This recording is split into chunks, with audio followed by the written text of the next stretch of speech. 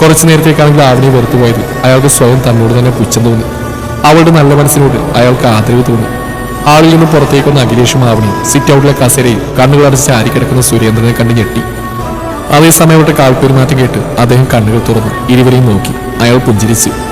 എന്തോ പറയാനായി തുടങ്ങിയ അഖിലേഷിനെ കൈയുയർത്തി തടഞ്ഞുകൊണ്ട് അദ്ദേഹം പറഞ്ഞു, ഒന്നും പറയണ്ട, എല്ലാം ഞാൻ കേട്ടു. ആവണി മോളോട് എനിക്കൊരു തെറ്റിദ്ധാരണയുമില്ല. അഖിലേഷ് ധൈര്യമായിട്ട് പോയിക്കൊള്ളു. ഇവരെ ഒന്നിപ്പിക്കുന്ന കാര്യം ഞാൻ ഏറ്റു. അഖിലേഷ് അദ്ദേഹത്തിന്റെ കരം കവർന്നു. അവളൊരു പാവാണ്, നന്നായി നോക്കിക്കൊള്ളണം. ഒരുപാട് അനുഭവിച്ചു. ഇനി ആവണിക്ക് നിങ്ങൾ മാത്രമേ ഉള്ളൂ. ഇനി ആ പാവത്തിനെ സങ്കടപ്പെടുത്തരുത്. ഇല്ല മോനെ. അഖിലേഷ് അവളോട് യാത്ര പറഞ്ഞു പോയി. സുരേന്ദ്രൻ ആവണിയെ നോക്കി. മോളുടെ മനസ്സ് വലിയ മനസ്സാ. എന്റെ മകന്റെ ഭാഗ്യ നിന്നെപ്പോലൊരു കുട്ടിയെ ഭാര്യയായിട്ട് അവന് കിട്ടിയത്. ഇവിടെ മോൾക്ക് ഇനി ഒരു കുറവും ഉണ്ടാവില്ല. സുധീഷിനോട് ഞാൻ സംസാരിക്കാം. അവൻ വരട്ടെ. അവനെ കണ്ട് സംസാരിച്ചിട്ട് ഞാൻ ഹോസ്പിറ്റലിലേക്ക് പോകുന്നുള്ളൂ. ഇനിയും നിങ്ങൾ തമ്മിൽ ഇങ്ങനെ അകന്നു കഴിയാൻ പാടില്ല. സുരേന്ദ്രൻ അവളെ ചേർത്ത് പിടിച്ച് നെറുകയിൽ തലോടി. വൈകുന്നേരം സുധീഷ് ഓഫീസിൽ നിന്ന് വന്നപ്പോൾ സുരേന്ദ്രൻ മകനോട് കാര്യം അവതരിപ്പിച്ചു. ഇനിയും നിങ്ങളിങ്ങനെ പരസ്പരം മിണ്ടാതെ അന്യനെ പോലെ തുടരുന്നതിൽ എന്താ അർത്ഥം മോനെ ഉള്ളത്? ആവണിയെ നീ വിഷമിപ്പിക്കരുത്. നിങ്ങൾ രണ്ടുപേരും ഒരു കുടുംബമായിട്ട് ഒരുമിച്ച് കഴിയുന്ന കാണാൻ എനിക്കും ആഗ്രഹമുണ്ട്. ആരെയും ഓർത്ത് നിന്റെ ജീവിതം നീ കളയരുത്. ആവണിക്ക് ഇപ്പോൾ ഇനി നീ മാത്രമേ ഉള്ളൂ. അഖിലേഷ് മോനെ ജീവിതം വെച്ച് നീട്ടിയിട്ട് പോലും അവള് വേണ്ടെന്ന് വെച്ചതാ. ആര്യയുടെ കാര്യം അച്ഛനെ അറിഞ്ഞു? അവള് പറഞ്ഞു. നടുക്കത്തോടെ സുധീഷ് ചോദിച്ചു. അവൾ ഇന്ന് അഖിലേഷിനോട് പറയുന്നത് കേട്ടതാ. ആവണിയെ കാണാൻ അഖിലേഷിനോട് വന്നിരുന്നു. നിങ്ങൾ തമ്മിൽ നന്നായിട്ട് ജീവിക്കുന്ന കാണാൻ അവനും ആഗ്രഹിക്കുന്നുണ്ട്. കഴിഞ്ഞത് കഴിഞ്ഞു മോനെ. ഇനി മുന്നോട്ടുള്ള ജീവിതത്തെപ്പറ്റി ചിന്തിക്കു നീ. അവന്റെ തോളിൽ തട്ടിയ ശേഷം സുരേന്ദ്രൻ തിരികെ ഹോസ്പിറ്റലിലേക്ക് മടങ്ങിപ്പോയി. അച്ഛൻ പോയതും സുധീഷ് ആവണിന്റെ അടുത്തേക്ക് പാഞ്ഞു. കിച്ചണിൽ അവനുള്ള ചായ തയ്യാറാക്കിയിരുന്ന ആവണി. സുധീഷ് നേരെ കിച്ചണിൽ വന്നു. ആവണി! അലർച്ചയോടെ സുധീഷ് വിളിച്ചു. കപ്പിലേക്ക് ചായ പകയായിരുന്ന ആവണി. പിന്നിൽ അവന്റെ അലർച്ച കേട്ട് അവൾ ഞെട്ടിത്തിരിഞ്ഞു. എന്താ സുധിയേട്ടാ? അമ്പരപ്പുറം ആവണി ചോദിച്ചു. എന്താണ് നിന്റെ ഉദ്ദേശം? ഇവിടെ കെട്ടിലമ്മയായിട്ട് കഴിയാന്നാണോ നിന്റെ ഭാവം? പാഞ്ഞു വന്ന സുധീഷ് കൈവീശി അവിടെ കരണം താങ്ങിടിച്ചു. ചോദ്യവും അടിയും ഒരുമിച്ച് കഴിഞ്ഞു. ഇടതുകവിൽ കൈപ്പൊത്തി ആവണി കാര്യം മനസ്സിലാവാതെ അവന്റെ മുഖത്തേക്ക് ഉറ്റുനോക്കി. എന്തിനെന്നെ തല്ലിയത്? ഞാനെന്താ ചെയ്ത്? എനിക്കൊന്നും മനസ്സിലാവുന്നില്ല സുധിയേട്ട. അവളുടെ കണ്ണുകൾ നിറഞ്ഞു. മനസ്സിലാക്കി തരാൻ നിൽക്കാൻ ദേഷ്യത്തോടെ അവൻ പറഞ്ഞു.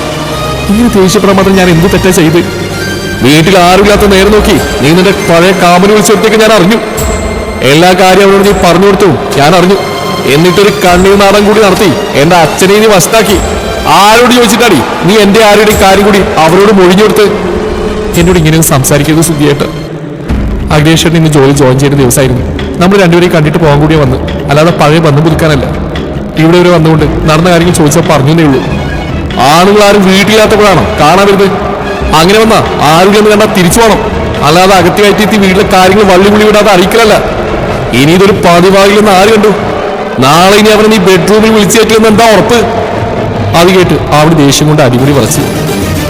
നിങ്ങളുടെ സംസ്കാരം അതായിരിക്കും. അതുകൊണ്ടാ മറ്റുള്ളവർ അങ്ങനെയാണെന്ന് എനിക്ക് തോന്നുന്നു.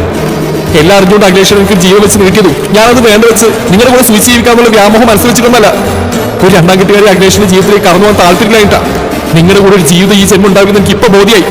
കഴിഞ്ഞതെല്ലാം മറന്ന് നമുക്ക് ഒരുമിച്ച് ജീവൻ തുടങ്ങാൻ ആവണി. ഞാൻ കാരണം നിൽക്കുണ്ടായ നഷ്ടങ്ങൾക്ക് ഞാൻ ക്ഷമ ചോദിക്കുന്നത് നിങ്ങൾ പറയുന്നത് കരുതി. പക്ഷെ എനിക്ക് തെറ്റി. നിങ്ങൾ ഒരിക്കലും മാറില്ല. പിന്നെ ഞാൻ അഖിലേഷിനൊപ്പം പോയാൽ സമൂഹത്തിനെ മോശമായിട്ട് ചിത്രീകരിക്കും. ഒരു തെറ്റ് ചെയ്യാതെ നാട്ടുകാരുടെ പഴികൾക്ക് ഞാൻ ആഗ്രഹിക്കുന്നില്ല. പിന്നെ ഒരു കാര്യം കൂടി, ഒരു പെണ്ണ് ആണിൽ നിന്ന് ഏറ്റവും കൂടുതൽ ആഗ്രഹിക്കുന്നത് ശാരീരിക സുഖമല്ല, മറിച്ച് തന്റെ ഇടയിൽ നിന്ന് സ്നേഹത്തോടെയുള്ള തലോടലും പ്രശ്നങ്ങളിൽ കൂടെ നിൽക്കാനും സങ്കടപരവും ചേർത്ത് പിടിച്ച് നിനക്ക് ഞാനില്ലെന്ന് പറഞ്ഞ് സമാധാനിപ്പിക്കാനും എന്തിനും ഏതിനും ഒപ്പം പിന്തുണക്കുന്ന നട്ടലുള്ള ഒരാണിനെയാ. ഈ കരുതലും സ്നേഹവും നിങ്ങളിൽ നിന്ന് ഞാൻ പ്രതീക്ഷിക്കുന്നില്ല. അത് കിട്ടാൻ വേണ്ടി മറ്റുള്ളവരെ തേടിപ്പോകുന്ന സ്വഭാവം എനിക്കില്ല. അഖിലേഷായിട്ട് എനിക്ക് ഒരുപാട് ഇഷ്ടമാണ്. മരിക്കുന്നവരുടെ നെഞ്ച് അതൊരു നോവായി തുടരുക തന്നെ ചെയ്യും. പക്ഷെ വീട്ടിൽ ആളില്ലാത്ത സമയം പഴയ കാമുകനെ വിളിച്ചു വരുത്തി കിടക്ക പങ്കിടുന്ന സ്വഭാവം എനിക്കില്ല. നിങ്ങളോട് എനിക്കൊരു റെസ്പെക്ട് ഉണ്ടായിരുന്നു. ഇപ്പൊ അതില്ല. വെറുപ്പ് തോന്നുന്നു നിങ്ങളോട്, നിങ്ങളുടെ ഈ ചിന്താഗതിയോട്. കൊള്ളാം, നന്നായിട്ടുണ്ട്. നന്നായി സംസാരിച്ചിരിക്കാനും നിനക്കറിയാം. ഇനി വല്ലവന്റെയും കൊച്ചിന്റെ പിതൃത്വം ഏറ്റെടുക്കേണ്ട ഗതികേട് വരും എനിക്ക്. ഉച്ചത്തോടെ സുധീഷ് പറഞ്ഞു. സുധീര പ്ലീസ്, ഇത്രയും ചീപ്പാവരുന്നു. ഇനി നിങ്ങളോട് സംസാരിച്ചപ്പോൾ ഞാൻ എന്തെങ്കിലും പറഞ്ഞു പോകും. എന്റെ അഭിമാനത്തെ ചോദ്യം ചെയ്ത് കേട്ടിരിക്കാൻ ചിലപ്പോൾ എനിക്ക് കഴിഞ്ഞു വരില്ല.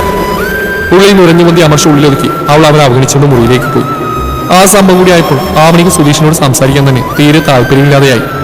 അവസരം കിട്ടുമ്പോഴേക്ക് സുധീഷ് അഖിലേഷിന്റെ കാര്യം പറഞ്ഞ് അവളെ കുത്തിനോവിക്കുന്നതും പതിവായി. അവൾക്ക് എന്തെന്നില്ലാത്ത സങ്കടം തോന്നി. അന്നൊരു ഞായറാഴ്ചയായിരുന്നു. സുധീഷ് മുകളിൽ തന്നെ മുറിയിലായിരുന്നു. രാവിലത്തെ ജോലികളെല്ലാം ഒതുക്കിയ ശേഷം അവൾ മുറിയിലേക്ക് ചെന്നു. ആവണി ചെയ്യുമ്പോൾ സുധീഷ് ലാപ്ടോപ്പിൽ ആര്യമുത്തുള്ള പഴയകാല ഫോട്ടോസ് നോക്കിയിരിക്കുകയായിരുന്നു. സുധിയേട്ടാ, എനിക്ക് നിങ്ങളോട് അല്പം സംസാരിക്കാനുണ്ട്. അവൾ ബെഡിന്റെ അരികിൽ വന്നിരുന്നു.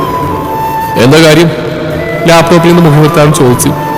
കാര്യം കുറച്ച് സീരിയസ് ആണ്. ആ ലാപ്ടോപ്പ് കുറച്ചത്തേക്ക് മാറ്റി വെക്ക്. സുധീഷ് തലയുർത്തി അവൾ നോക്കിയ ശേഷം ലാപ്ടോപ്പ് മടക്കി ബെഡിലേക്ക് വെച്ചു. എനിക്ക് നിന്നോടൊരു പ്രധാനപ്പെട്ട കാര്യം പറയാനുണ്ടായിരുന്നു. എന്തായാലും ആദ്യം നിനക്ക് പറയാനുള്ള കേട്ടിട്ടാവും ബാക്കി. നമ്മുടെ വിവാഹം കഴിഞ്ഞിട്ടിപ്പോൾ 6 മാസം കഴിഞ്ഞു. എത്ര നാളെന്ന് വെച്ചാൽ നമ്മളിങ്ങനെ കഴിയുക? ഞാൻ കാരണം അഖിലേഷിന്റെ ജീവൻ തകർന്ന് കാണാൻ എനിക്ക് വയ്യ. ഞാൻ സന്തോഷത്തോടെ ജീവിക്കുന്ന കണ്ടാൽ മാത്രമേ അഖിലേഷിന്റെ മറ്റൊരു ജീവിതത്തെക്കുറിച്ച് ചിന്തിക്കുകയുള്ളൂ. ആര്യ ഇപ്പോൾ ഒരു കുഞ്ഞിന് ജന്മം നൽകി അവളുടെ ഭർത്താവിനോടൊപ്പം സുഖമായിട്ട് കഴിയുന്നുണ്ട്. നമുക്കൊരു ജീവിതം വേണ്ടി സുധിയേട്ട. ഈ ജന്മം നിങ്ങൾക്ക് ആരെയോ എനിക്ക് അഖിലേഷിനെയോ മറക്കാൻ കഴിയില്ല. നമുക്ക് ചുറ്റുമുള്ളവരുടെ സന്തോഷത്തിന് വേണമെങ്കിലും എല്ലാം ക്ഷമിക്കാൻ ഞാൻ തയ്യാറാണ്. ഇങ്ങനെയൊക്കെ സംഭവിച്ച് വിധിയായി കണ്ട് സമാധാനിക്കാനാണ് എനിക്കിഷ്ടം. ഒരു ഭർത്താവിൽ നിന്നും ഒരു ഭാര്യ ആഗ്രഹിക്കുന്ന ഒന്നും നിങ്ങളിന്ന് വേണമെന്നല്ല ഞാൻ പറഞ്ഞു വരുന്നത്. ഇനിയെങ്കിലും പരസ്പരം വഴക്കില്ലാതെ നല്ല സുഹൃത്തുക്കളെ പോലെങ്കിൽ നമുക്ക് കഴിഞ്ഞൂടെ? പരസ്പര വിഷമങ്ങൾ പങ്കുവെച്ച് അനിയനെ സമാധാനിപ്പിച്ചുകൊണ്ട് ഇനി അങ്ങോട്ട് കഴിഞ്ഞൂടെ? ഇനി എന്തിനാ ഈ വാശിയും ദേഷ്യം എല്ലാം മതിയാക്കിക്കൂടെ? ഒരു വിട്ടുവീഴ്ചയ്ക്ക് ഞാൻ ഒരുക്കാണ് സുധിയേട്ട. എന്താ നിങ്ങളുടെ അഭിപ്രായം? കഴിഞ്ഞോ നിനക്ക് പറയാനുള്ളത്? എങ്കിൽ ഇനി എനിക്ക് പറയാനുള്ളത് കൂടി പറയട്ടെ ഞാൻ. പറഞ്ഞോളൂ. പ്രതീക്ഷയോടെ അവളവന്റെ മുഖത്തേക്ക് നോക്കി. നമുക്ക് പിരിയാവണേ. നിന്റെ ജീവിതം ഞാൻ നശിപ്പിച്ചുവെന്ന് ഒരു 100 ആവർത്തി നീ എന്നോട് പറഞ്ഞു കഴിഞ്ഞു. അപ്പോഴേ ഞാൻ മനസ്സിൽ വിചാരിച്ചു ഇനി ഈ ബന്ധം മുന്നോട്ട് കൊണ്ടുപോയിട്ട് കാര്യമില്ലെന്ന്. നീ ഇപ്പൊ പറഞ്ഞ കാര്യങ്ങളോട് പൊരുത്തപ്പെടാൻ എനിക്ക് കഴിയില്ല. ശരിക്കും മടുത്തു എനിക്ക്. ഏത് നേരത്താണ് എനിക്ക് നിന്നെ കെട്ടാൻ തോന്നിയത്. അതുകൊണ്ടാവും ഇപ്പൊ ഇത്രയും പ്രശ്നങ്ങളുണ്ടായത്. ഉള്ള സമാധാനം ഞാനായിട്ട് കളഞ്ഞു. എപ്പോഴും നീ പറയില്ലേ നിന്റെ ജീവിതം ഞാൻ നശിപ്പിച്ചുവെന്ന്. ഇനി ആ പരാതി വേണ്ട. അഖിലേഷ് ഇപ്പോഴും കല്യാണം കഴിച്ചിട്ടില്ലല്ലോ. നിനക്കിനി അവസരമുണ്ട്. ഞാൻ കാരണം നിനക്ക് നഷ്ടമായതൊക്കെ തിരിച്ചു പിടിക്കാൻ സാധിക്കും. ഇപ്പോഴും താമസിച്ചു പോയിട്ടില്ല. സുധിയേട്ട ഞെട്ടിലോട് ആവണി വിളിച്ചു. എനിക്കൊരു സമാധാനം വേണം. നീ എന്റെ ലൈഫിൽ വന്നവിടെ എല്ലാം പോയി. വഴക്കൂടി എനിക്ക് മതിയായി. എന്തുകൊണ്ട് നല്ലത് പിരിയും തന്നെയാണ്. ഇതുവരെ നിന്റെ നിനക്ക് തെറ്റായിട്ടുള്ളൊരു നോട്ടം പോലും എന്റെ ഭാഗത്തുനിന്ന് ഉണ്ടായിട്ടില്ലല്ലോ. ഇങ്ങോട്ട് നീ എങ്ങനെയാണോ വന്നത് അതുപോലെ തന്നെ ഇപ്പോഴും. ഡിവോഴ്സ് കിട്ടിക്കഴിഞ്ഞാൽ നിനക്ക് നിന്റെ കാമുവിനൊപ്പം സുഖമായിട്ട് ജീവിക്കാറോ? നന്നായിട്ട് ആലോചിച്ചിട്ട് തന്നെയാണ് ഈ തീരുമാനം എടുത്ത് നടുക്കം വിട്ടുമാറാതെ അവന് ചോദിച്ചു. അത് നന്നായിട്ട് ആലോചിച്ചിട്ട് തന്നെയാണ്. ഇനി നിന്റെ ഈ ഒടുക്കത്തെ പൂങ്കണ്ണീരും കുത്തുവാക്കും കേൾക്കണ്ടല്ലോ. ഞാൻ എന്തെങ്കിലും പറഞ്ഞിട്ടുണ്ടെങ്കിൽ അത് നിങ്ങൾ എന്നെ കൊണ്ട് പറയിപ്പിച്ചതാ. അഖിലേഷിനെ എന്നെയും ചേർത്ത് നിങ്ങൾ എന്തൊക്കെ പറഞ്ഞു അത് കേട്ട് ക്ഷമ നശിച്ചിട്ടാ ഞാൻ തിരിച്ചു പറഞ്ഞത്. പിന്നെ നിങ്ങളിപ്പോ പറഞ്ഞല്ലോ പിരിയാമെന്ന്. എത്ര എളുപ്പം നിങ്ങളത് പറഞ്ഞു. നിങ്ങൾ തന്നെയാ എന്നെ നിങ്ങളുടെ ജീവിതത്തിലേക്ക് വലിച്ചിട്ടത്. ഇപ്പോൾ ഡിവോഴ്സ് ചെയ്യാനും പറഞ്ഞു. എല്ലാം നിങ്ങളുടെ ഇഷ്ടംപോലെ തന്നെ നടക്കട്ടെ. പക്ഷെ ആവണിക്ക് ഒരു ജീവിതം ഉണ്ടാവില്ല. ഒരു സമയം അഖിലേഷിനൊപ്പം ജീവിതം ഞാൻ സ്വപ്നം കണ്ടിരുന്നു. അതില്ലാതാക്കിയത് നിങ്ങളാ. ഇനി എനിക്ക് കാമുവിനൊപ്പം ജീവിക്കാൻ വേണ്ടി ഞാൻ ഡിവോഴ്സ് ചെയ്യുന്നെന്ന് പറഞ്ഞ് ആ പഴിയുടെ എന്റെ മേലെ വെക്കരുത്. എല്ലാം നിങ്ങൾ തീരുമാനിച്ച സ്ഥിതിക്ക് എനിക്കൊന്നും പറയാനില്ല. പിരിയാൻ എനിക്ക് സമ്മതമാണ്. നാളെ രാവിലെ റെഡി ആയിരിക്കും. നാളെ തന്നെ നമുക്ക് അഡ്വക്കേറ്റിനെ പോയി കാണാം. അങ്ങനത്തെ നടക്കേണ്ട കാര്യങ്ങൾ. ആവണി എഴുന്നേറ്റ് താഴേക്ക് പോയി. മുറിയിലെത്തിയതും ബെഡിൽ വീണവ് പൊട്ടിക്കറഞ്ഞു. രാവിലെ തന്നെ ആവണിയും സുധീഷും അഡ്വക്കേറ്റ് ഹരിശങ്കറിനെ കാണാനായി പുറപ്പെട്ടു. യാത്രയിലുടനീളം ഇരുവരൊന്നും മിണ്ടിയില്ല. ഒടുവിൽ സുധീഷിന്റെ കാറ് അഡ്വക്കേറ്റിന്റെ ഓഫീസ് കെട്ടിടത്തിന് മുമ്പിൽ വന്നു നിന്നു. ഡോർ തുറന്ന് ആവണിയും സുധീഷും ഇറങ്ങി. ശൂന്യമായ മനസ്സോടെ അവൾ അവന് പിന്നാലെ ചൂടുകൾ വെച്ചു. അഡ്വക്കേറ്റ് ഹരിശങ്കറിന് മുമ്പിൽ കുനിഞ്ഞ ശിരസ്സുമായി ആവണി നിശബ്ദം ഇരുന്നു. സുധീഷ് അഡ്വക്കേറ്റിനോട് കാര്യങ്ങൾ സംസാരിക്കാൻ തുടങ്ങി. നിങ്ങളുടെ വിവാഹം കഴിഞ്ഞിട്ട് 6 മാസമല്ലേ ആയുള്ളൂ? അഡ്വക്കേറ്റ് ഹരിശങ്കർ ചോദിച്ചു. അതെ സർ, സുധീഷ് മറുപടി പറഞ്ഞു.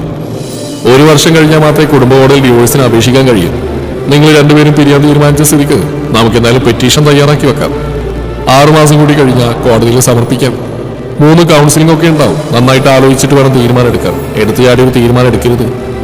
നന്നായി ആലോചിച്ചിട്ട് തന്നെയാണ് സാർ ഞങ്ങൾ പിരിയാൻ തീരുമാനിച്ചത്. എത്രയും പെട്ടെന്ന് തന്നെ എല്ലാം ശരിയാക്കി തരണം. എത്ര ചിലവായാലും കുഴപ്പമില്ല. താഴും താടൊന്നും ഇണ്ടാത്ത് തനിക്ക് ബന്ധം പിരിക്കുന്നതിനോട് താല്പര്യക്കുറവുണ്ടോ? അഡ്വക്കേറ്റ് ആവണിയോട് ചോദിച്ചു. ആവണി മുഖമുയർത്തി അവളെ നോക്കി. എനിക്ക് സമ്മതമാണ് സർ. എല്ലാം നിങ്ങൾ തീരുമാനിച്ചോളൂ.